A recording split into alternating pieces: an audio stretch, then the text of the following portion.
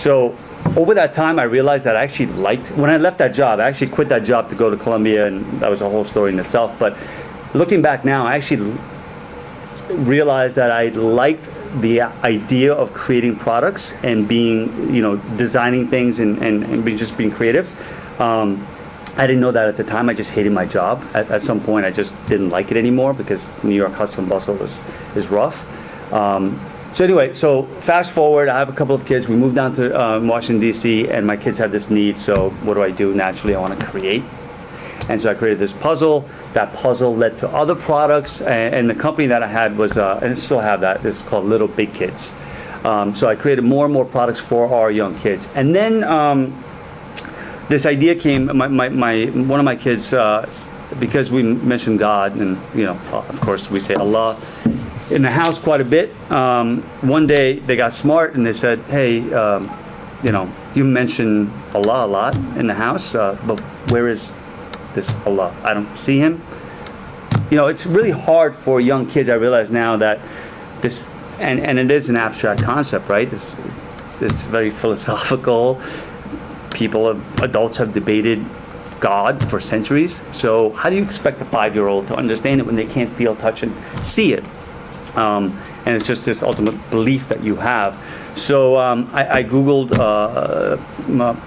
books. I Googled books because I read many books, hundreds of books to my kids. It's a great opportunity at bedtime to snuggle with them. It's downtime, put them to sleep. It's bonding time.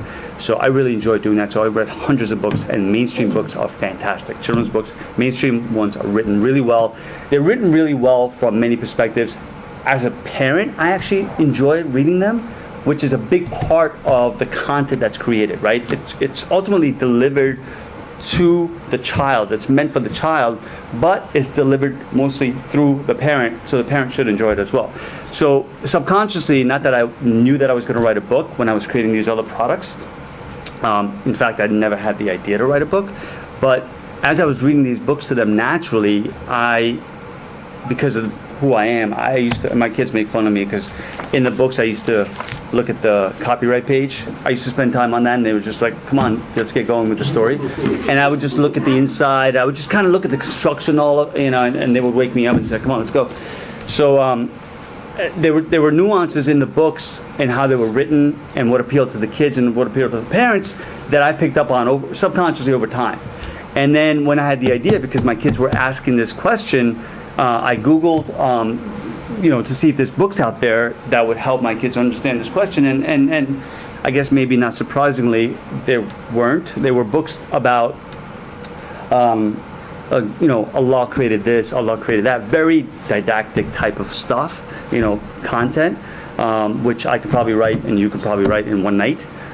Which I didn't want. I want my kids to, because it's such a complicated abstract concept, and so is religion, I wanted them to develop a stronger sense of the identity, like this fundamental belief, right? And it had to be through compelling stories, through compelling characters. So that's where I came up with the idea for these two characters. This is my first book, Ilyas and Duck. And I didn't know this was going to be a series. It's turning into a series now. But when I came up with this Ilyas and Duck Search for Allah to help my kids understand this concept of God, I wanted to do it the best way I could. Not knowing that it was going to be a series, I just thought it was going to be one book. In fact, I thought it was going to be an additional product to my line of products that I was trying to start this business. So for me, it was like, okay, what's the next product? Hey, my kids have this need. This is a need in the marketplace. I'm a parent. I feel like it's a need, so let me write a book that's a product, right? So I wanted to do the best job that I could. And remember, I was a C student in school. So that includes not paying attention in English class. So how does a kid who grows up to have kids of his own write a book that now has won an award and is hopefully becoming this series that really resonates and is popular with young Muslim kids all over the world? So I look back at that and try to understand that myself. But anyway, getting back to this, two characters, Ilyas and Duck. And one thing, and this might be helpful for you, is when I was writing this, the reason why I wanted to make this, it's just my nature to put my all into whatever I do, whatever I create, the products. even if it takes me a little bit longer. And I could tell you a story about the time when I created these wall clocks. There's these wooden wall clocks for kids. It says Allah on it. One is blue, one is pink. The blue one has rocket ships on it, appealing to the boys, and the other one has flowers on it, appealing to the girls, and it's pink. That took me 2 years to develop. It took me too much money. I had all my credit cards maxed out, maybe like $50,000, $60,000 in debt because there was a demand, but I just couldn't get it fast enough for the puzzles and the clocks. But I was just creating these products because I really liked them for myself. But at some point, you have to be smart enough to know that there's a business side to it. And I want to share that with you also because I have a lot to say about that. But anyway, I spent 2 years in China. Well, not all the entire 2 years in China, but going back and forth to China, trying to create that product. That it took me, that I had this idea for this book for a while, and I just couldn't execute on it because I eventually ran out of money. And then to create this book, I doubled down essentially, borrowing from my wife's credit card because I really believed in this idea. And here's another thing. I guess I take more risks than most people, I guess, and as an entrepreneur, you kind of have to do that. And if you're writing books and if you're self-publishing, you can't think of yourself as a writer only. You have to think of yourself as an entrepreneur that writes.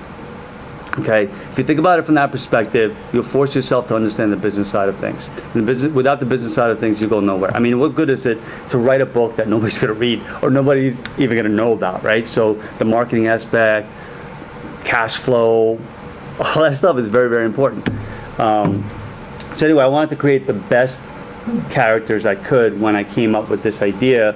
What I realized in the marketplace was that, and this comes back to the business side of things, is like, okay, what's the problem in the marketplace? I can write a really good story, but what's going to make it really compelling? What I realized was not only was the content for God, whoever created those books just skipped over the obvious, like who is God, where is God?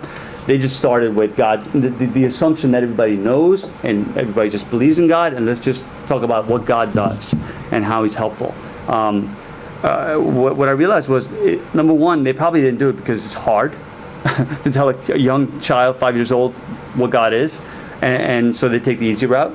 Number two is, they didn't create their content, their books, with characters that had personalities, and they worked those personalities into the stories. You just heard, Roxana said, you just heard Roxana tell a story, and she had characters, and then those characters had personalities.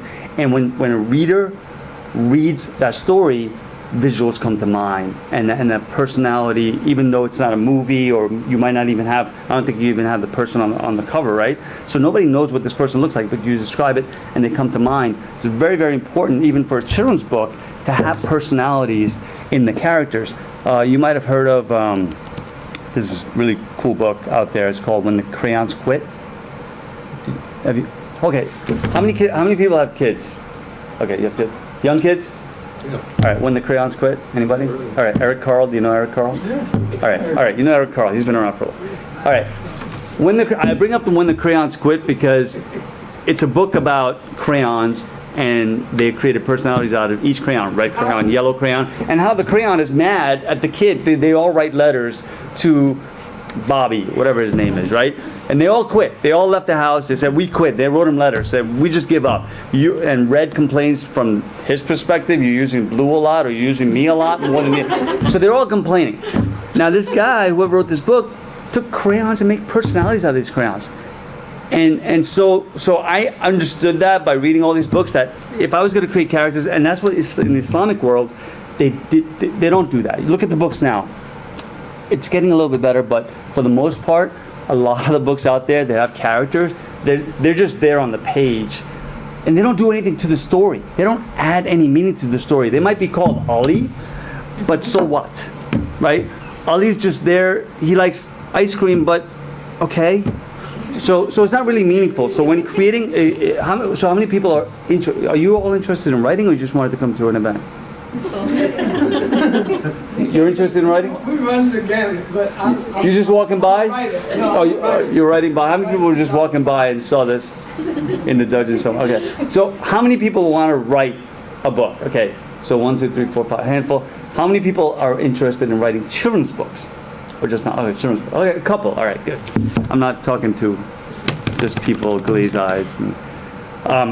So it's really important in terms of children's books to write meaningful stories that have meaningful characters with personalities that are embedded in the story. So when all that comes together, it makes for a really great book. Anyway, so this book, I was fortunate enough, this one won the Moonbeam Award, Children's Book Award, which I thought was very cool. It's a national award for independent publishers. And I thought it was cool that a book with the Allah in the title won a mainstream, say what you want with all the political stuff that's going on here, but this country is amazing that it will recognize things like this. So I wrote this book, and I will read you a children's book story, okay, if you want. I'll put it up there because it's nice to see the visuals. And so then I followed up with, so then it became, people were asking more about it, and they wanted more from this. And again, never thought I was going to write a series. So now the market is driving whether I write more or kind of what they want from these characters. And I learned by writing this book what they actually liked of the characters versus maybe what I was trying to do. But for the most part, it's kind of they synchronize what I was trying to do and what the market actually likes about it. So then I thought about what the next book would be, and I don't write based on topics at all. I write like not what's going to be popular. I write based on what story comes to me.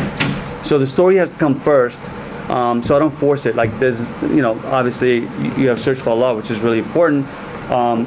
Fantastic Festival of Eid al-Fitr was my next one. You could say that Ramadan is probably a really important story to write, and you're right. But I don't have that story in my mind just yet. So this one came to me first. So I wrote this one because I could do a good job with it. So that's what I did. I don't know if I'm forgetting something, but I do want to show you the story. If I could read it to you. But before I do, is there any questions? I don't know if I did justice. Do you do the